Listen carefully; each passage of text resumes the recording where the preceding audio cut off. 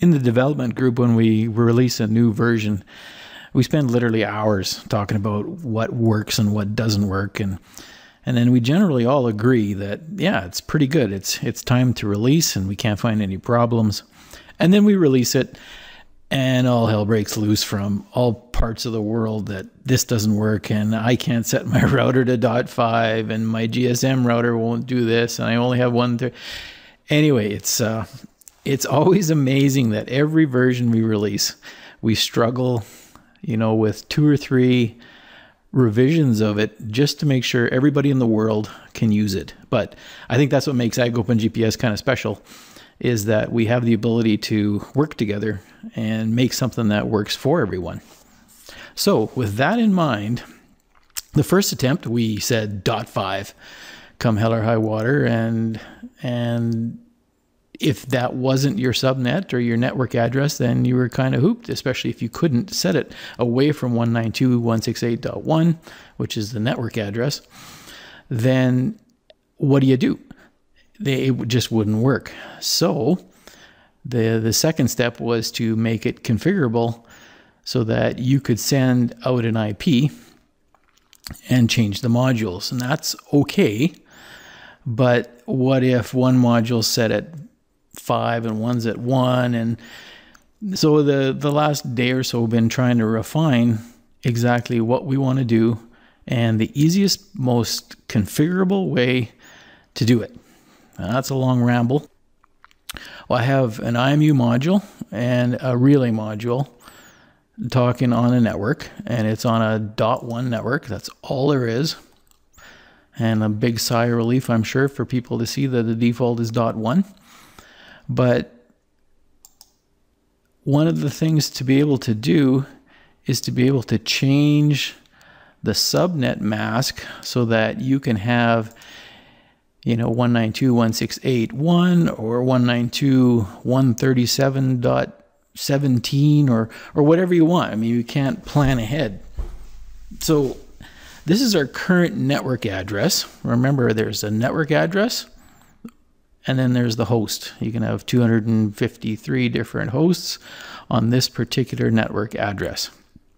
And if we change this network address, we have to change it for everything, both what the host is connected to, that's this computer, and what all the modules are. They also need the exact same network address. Otherwise, stuff gets lost.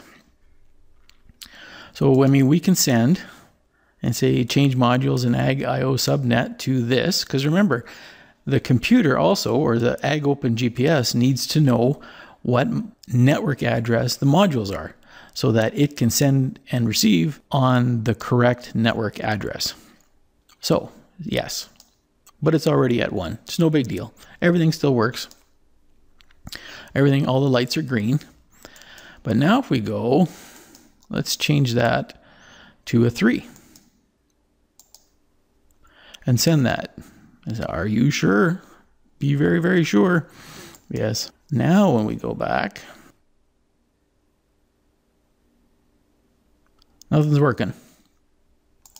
Why is that? Our network address is set to .3 and we're on a .1. So it's pretty obvious what we need to change. So we'll edit our little USB to Ethernet. Now, if this was your router, if this was whatever, you got to make sure everything's on the same subnet or the same network address. If it isn't, how can it talk? It just can't. So save that. So now we've made AOG a 3. All the modules are a 3. And now we've changed the, Komodo says, join a new network, .3. Yes, I'm at home. So now everything's .3. Didn't really need to do that, but. And there, everything's working. Now, if we go into the code of the individual modules, this is the IMU module, and we run, we can see that's 192.168.3.121. And for the machine module,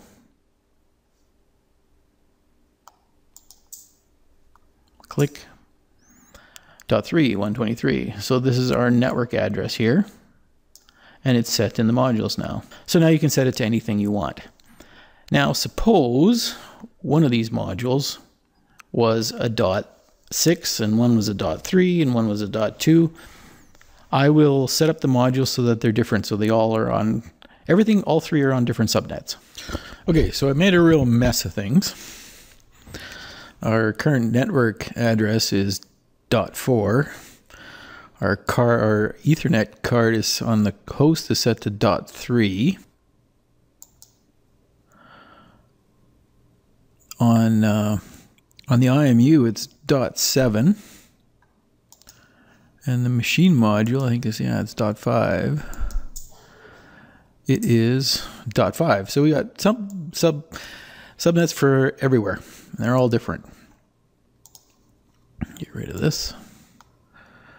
Now, if we go back to AgIO or AgIO, we say, okay, let's say we want 2. We'll pick 2. And we send that, yes.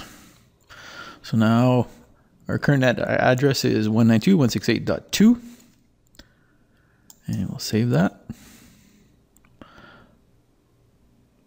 So then now we got to go back to this guy, make him a 2, edit 2.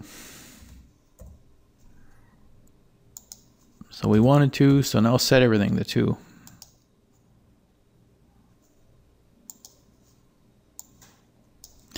And it works. So if we take a peek at what's in, what is this one? The IMU, it's a .2. And if we look in the machine module, click, it's a .2. And if we look here,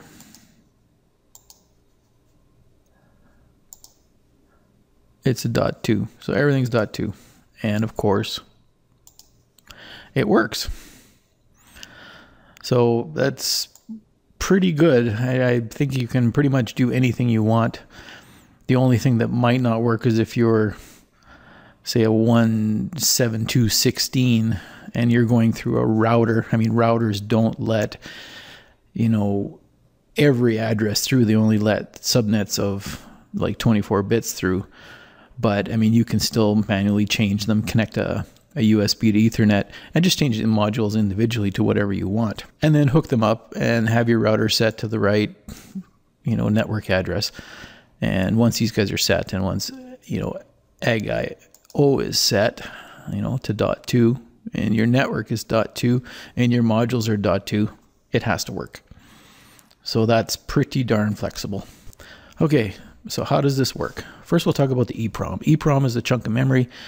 It's a electrically erasable, programmable read-only memory. That's what EEPROM stands for. And when you write to it, it uses some electric current, and it actually zaps cells. And you program bits into that particular cell. And if you want to erase it, that's what the first E is for, the electrically erasable. You zap it with a higher voltage, and then that resets it all back to 0. So you can read and write, and it stays permanently. Even though you disconnect power, like normal RAM, you lose all the information. But an E2PROM, like your BIOS in your computer and all those things, it always stays. That's both good and bad, because if we want to change something, or you want to get back to a default, well, then you need to have a reset and that sort of thing. You need some other way. You can't just change the value. So what do we do with the EEPROM? And there's a couple important things.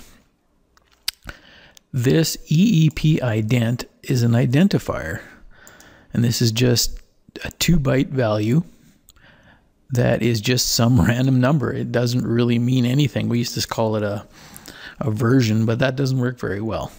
So this number is 5418, and this is EEP ident. Now this here is a structure where we have IP1, IP2, and IP3. So there's our 192.168.1. and that's our network address. This is our default that we want to stick into the EEPROM the first time we run it. So here's my IP and that, and we're going to be filling in these values with these values in setup. So all these are just set to 0 for now. Here's our host address for the machine module is 123. Our gateway is .1, doesn't really matter. And our destination, which is AgIO, is 255. We want to broadcast it back. So what we want to do is fill all of these guys in with these guys. So how do we do that? So when the first time it runs, this is the setup. This is ran once, of course. And from the EEPROM, you can see you got put and get. You have get and put. Get means reading it from the EEPROM. Put means putting it into the EEPROM. So this is writing and this is reading. So remember that EE read up there was 5418, or supposed to be. What we do is position 0 in the EEPROM. We read what that value is. And then we check if 5418 was stored in there. Now, if you got a brand spanking new Nano that's never been touched, never had the EEPROM written into it, this is most likely set to, this is most likely set to 0. At position 0, you will read 00000. Now, if our identifier is 5418 and what we have in what we read from the EEPROM is 0, then they're not equal. So the first thing we do is we put the identifier in the EEPROM at position 0. So now at position 0, instead of 000, there's 5418. The config, the relay config, is inverted, that sort of thing. It gets put at position 6. The pin stuff, like where you can set the number of pins, it's put at position 20, all the values. And then our little network address at position 50. So 50, 51, 52 contain 192, 168, and 1. So the first time it runs, then it fills that information, and that becomes our default in EEPROM, what we set up there. Now, if the second time you run it, now remember there's 5418 in the position 0, and there's 5418 in the identifier. So now they are equal. So this is where we don't want to keep putting the default in every time, otherwise we just could have made them defines. So else, we want to get at position 6 and fill in AOG config, fill in the pin with the from position 20, and we want to get our network address from position 50, and in network address we put 192.168.1. So we load up the MAC address into the Ethernet, and then we make the my IP. So IP1, IP2, IP3, and then remember it's 123 is the host address. So then now my IP then becomes 192.168.1.123. And then we do that for our gateway and for our destination, which is AgIO. And then we set up the connection. And we print out what my IP was, what my gateway was, and what my IP destination is. So that way, every time you start now, we haven't changed, or is the identifier equals what's actually in the EEPROM, so we're not going to put anything. So how do you put this back in the default? Well, it's super, super simple. If something really goes wrong and something's bad in the memory, change this number. Change it to a 9. Let's say we put 17 here as our new default. And then we send it. So now it's going, it's the first time it's going to start, 17. Where are we? 17 does not equal 18. And so it will put all the reset information back in again. This default information, sorry, not reset information, the default information. So now when we take a peek at it, it should be 17.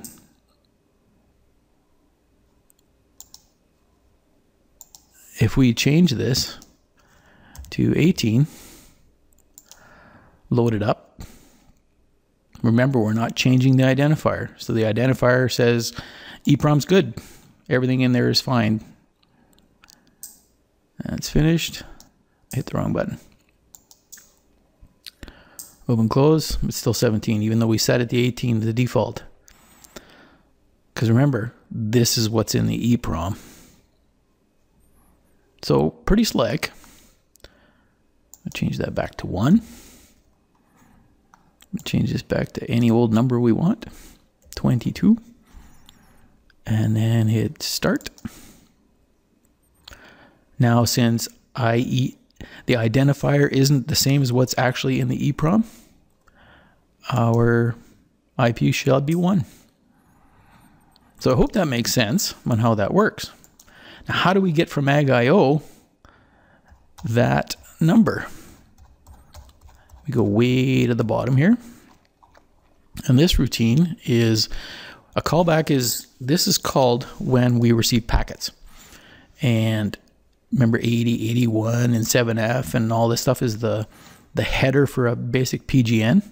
And then we go, okay, what is our PGN number? 239 is machine data. We want to go down to, where's 201? 201 is a PGN that AgIO sends when we click that send on the UDP form.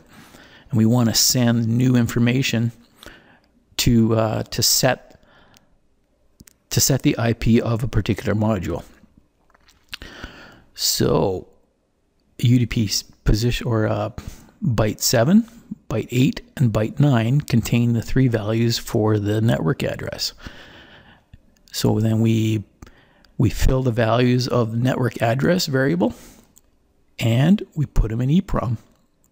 Hit a reset function, which sets the program counter to 0, and it starts the nano, just like you plugged it in. So now we've taken this our new network address that we sent from AgIO, we put it into the EEPROM. So the next time it runs, remember the identifier hasn't changed, but we've changed the EEPROM value. It just gets it, this guy here, it gets it and fills in our network address with our newly updated EEPROM value. So kind of long-winded, but I hope that made sense. So that's how it works.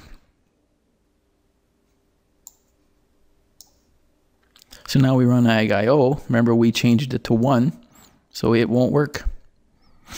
But we actually wanted to. Remember, the rest of the system's all set to 2, but we defaulted it to 18 or something crazy. But we can fix that. Just hit send. Yes.